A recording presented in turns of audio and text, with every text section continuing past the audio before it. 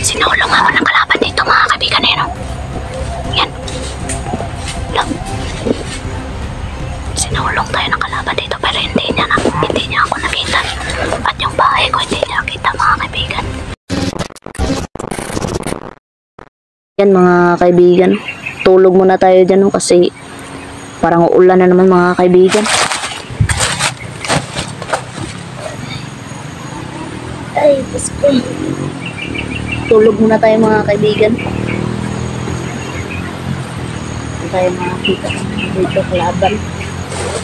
Ilong naman tayo.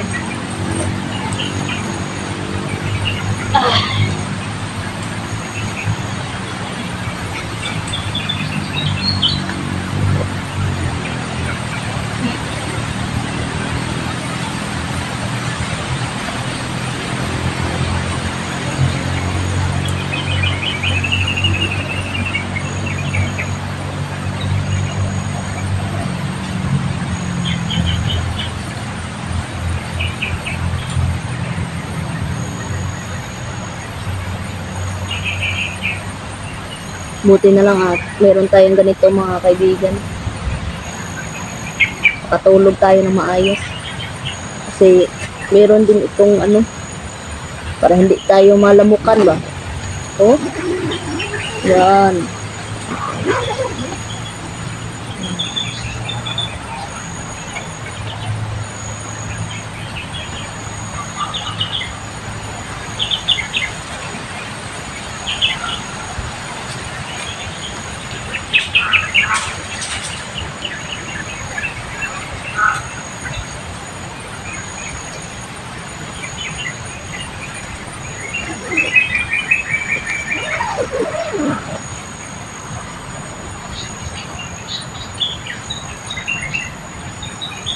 Meron ba kayo narinig dyan?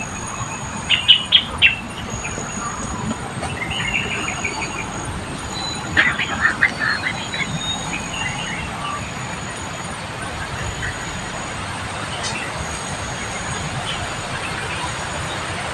Ayan ka naman pala. Alerto lang tayo mga kaibigan. Kasi hindi natin alam kung hindi makakapasok na kalaban.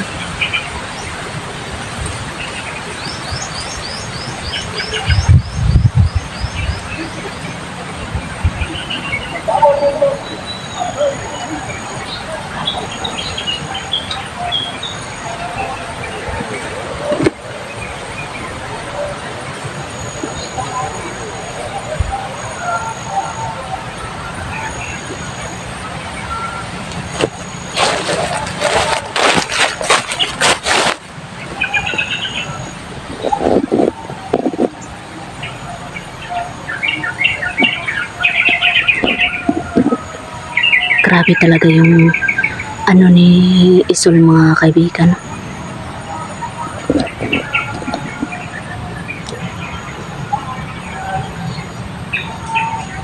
Alisto lang talaga tayo. Ito yung sabi ni kaibigan Hazel na alisto talaga tayo.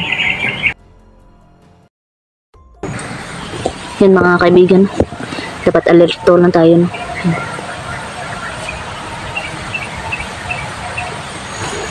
Balik tayo dito sa akin. Ay,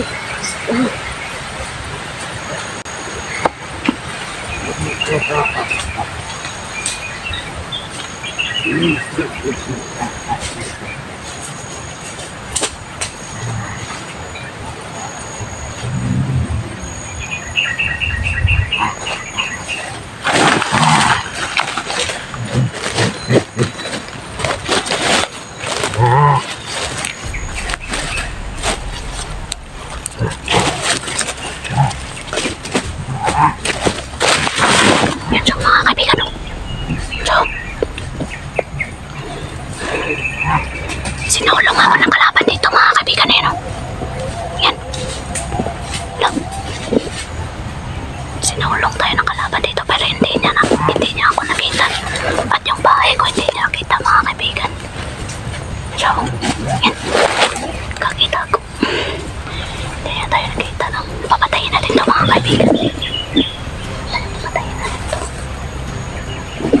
Yan siya, yan siya.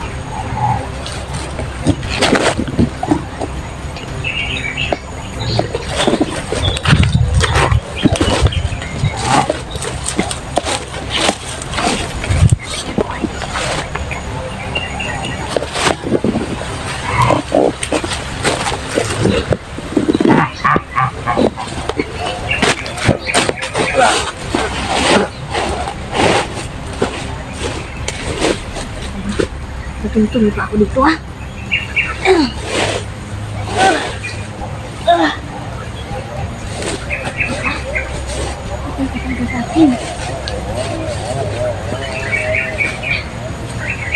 Yeah.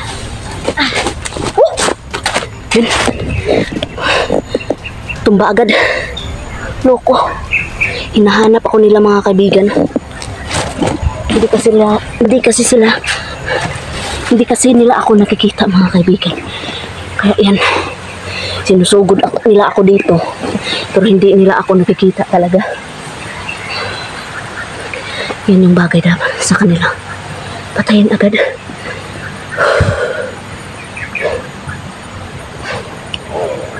Grabe.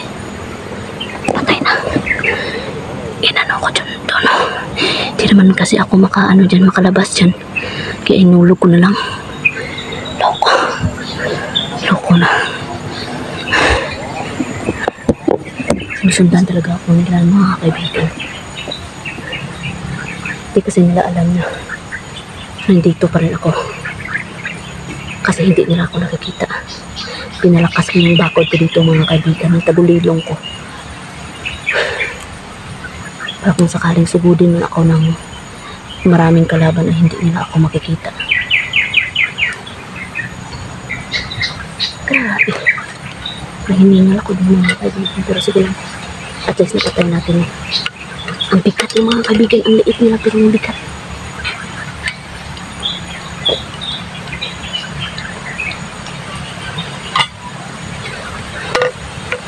Buti na maraming laman tayo yung tubig. Mamaya pag umulan ay mag-aana naman tayo ng tubig. Imbak tayo ng tubig ng ulan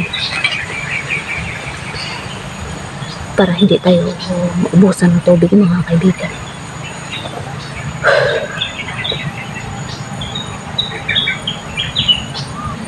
Tutulog na sana ako mga kaibigan, kaso kanina parang may narinig ako. Meron talagang kalaban. Tinutugis na ako nila mga kaibigan. Ito siguro yung ganti ni Isol sa akin kasi ako nakabasag talaga ng maskara niya. Loko talaga itong Isol na itong mga kaibigan.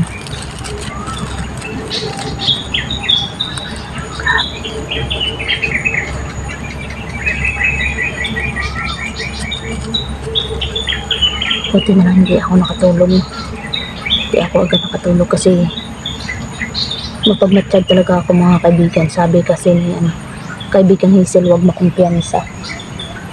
Dapat palaging nakabantay kasi maraming kalaban.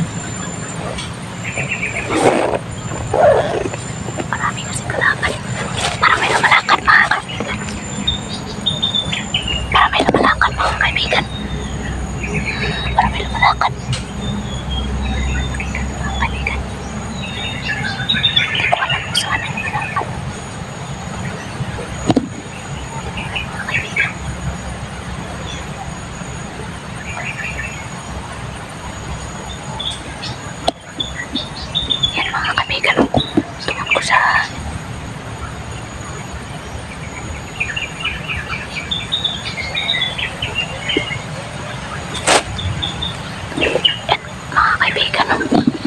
Hanggang dito lang kasi ako mga kaibigan. Nakakalakad naman ako mga kaibigan. Pero hanggang dito lang ako. Nandito lang ako mga kaibigan. Dito. Pag lumagpas na ako dyan, wala na. Makukuryente ako dyan mga kaibigan. Dyan din. Nalagyan ako ng boundary ni tikbalang. Kulo ko talaga ng tikbalang na itong mga kaibigan. Yan ang munting bahay natin. Buti na lang binigyan tayo Nilabski ng tent. Hindi ko lang kung saan siya mga kaibigan. Yan. Hanggang dito yung boundary ko. Once may mga kanal mga kaibigan, hindi na ako makakalabas yan. Grabe talaga itong balang itong tinumba pa kanina niya yung saging. Loko talaga itong kalaban ito. Grabe.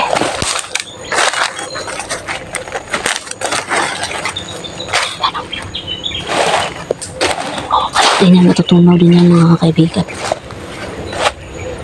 Once natunaw na yan, wala na. Hindi na nila ako maano dito. Pero marami talagang inuutusan si Isol para tubisin ako mga kaibigan. Pero hindi ako nanghinaan ng loob. Kasi yung asawa ko nga lumalaban. Lalaban din ako. Magagawa din natin ito ng paraan na makalabas ako. At lalong-lalo na sila ni Hazel gumagawa ng paraan para makalabas ako. Kasi hindi na maasahan yung may wagang tubig. Iba kasi yung ginamit sa akin mga kaibigan. Kaya yan. Wala tayong magagawa kundi maghintay na lang tayo mga kaibigan. At pilit ko pa rin pinapalakas yung tagulilong ko dito sa binabahayan ko mga kaibigan.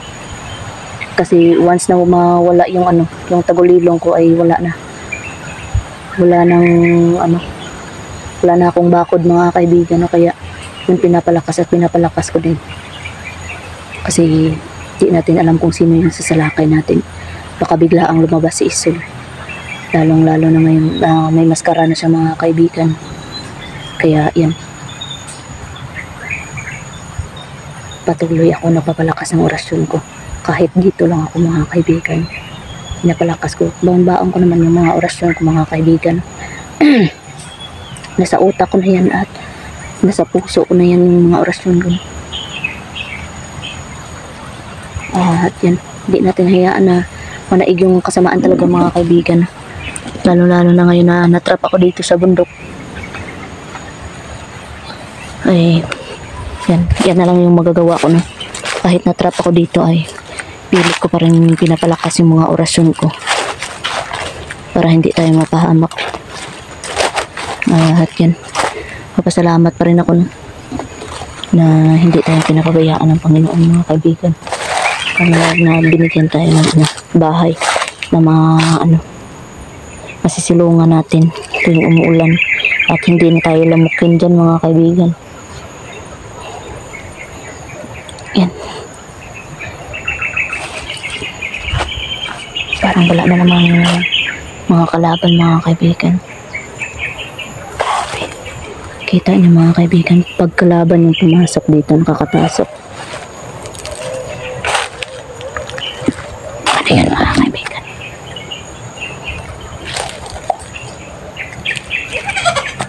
Kabayo.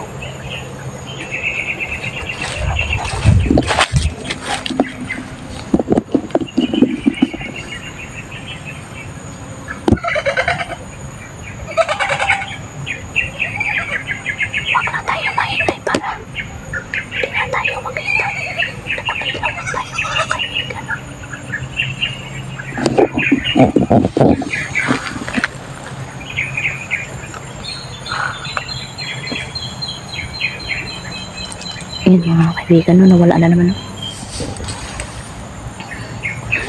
Yan. Matutunaw na dyan mga kaibigan. Matutunaw na lang yan mga kaibigan. Yan. Matutunaw na lang yan. Hinahangin kasi gumagalaw ito kasi may hangin. Tunaw na yan. Wala na yan. Wala na yung silbi. Ano lang mga kaibigan. Yun mga kaibigan, salamat po sa inyong lahat at God bless sa ating lahat.